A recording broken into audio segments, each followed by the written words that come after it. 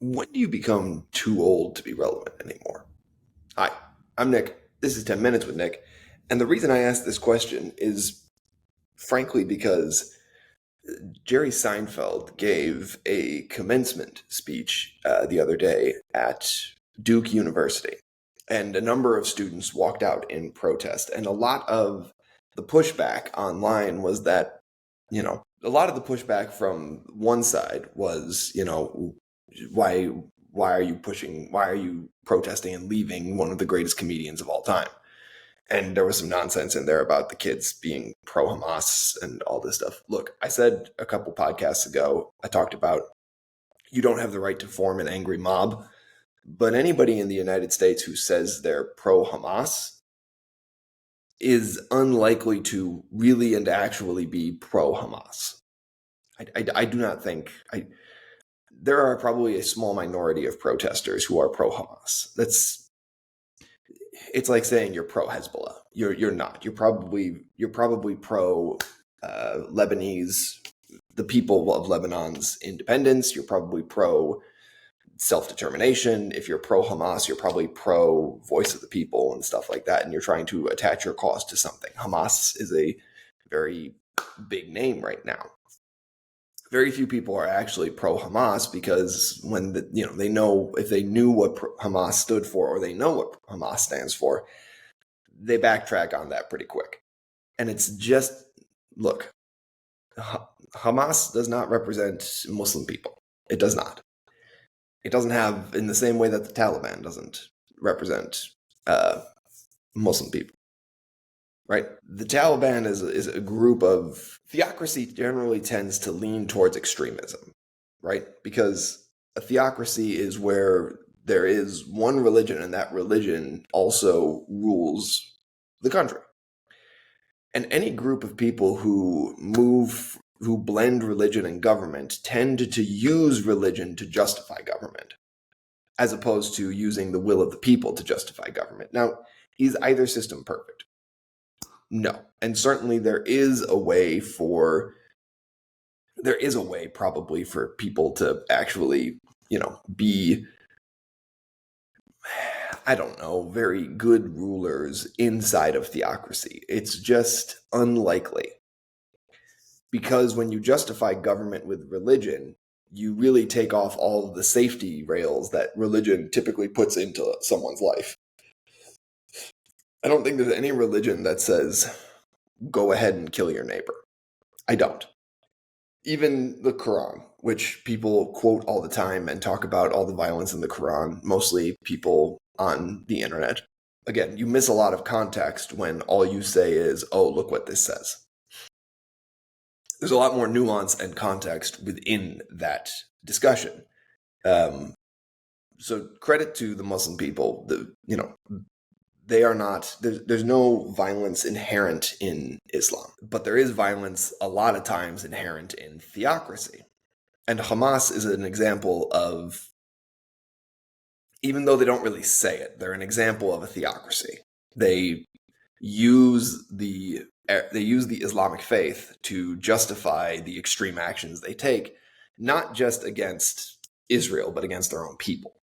In a lot of ways, against their own people. There's a reason Egypt on the Rafah border does not allow Palestinians really into Egypt except through extreme scrutiny.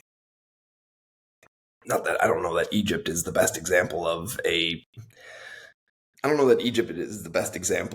like a benevolent government, but c'est la vie, such is life. Anyways, the point I was making in the original beginning of this post is talking about Jerry Seinfeld and protesters walked out of his speech. And what somebody tweeted about that was essentially like, oh, Seinfeld was never really relevant anyway, which is very much a generational gap. And first things first, the question I asked at the beginning was, how old is too old to be relevant anymore? Right?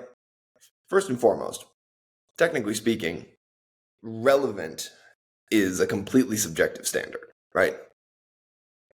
If you've been following on Twitter, You may have heard about beef between Drake and Kendrick Lamar.